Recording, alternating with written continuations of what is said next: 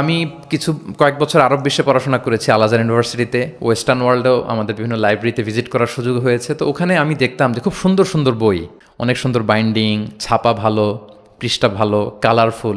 Most recently আমি একটা বই পড়ছি, মিরাজ মহিউদ্দিন নামে একজন Egyptian scholar, Harvard graduate, revelation নামে, অনেকে হয়তো দেখে থাকবেন। এত চমৎকার বই সিরাতের উপর আমি আমার পুরো জীবনীতে দেখিনি।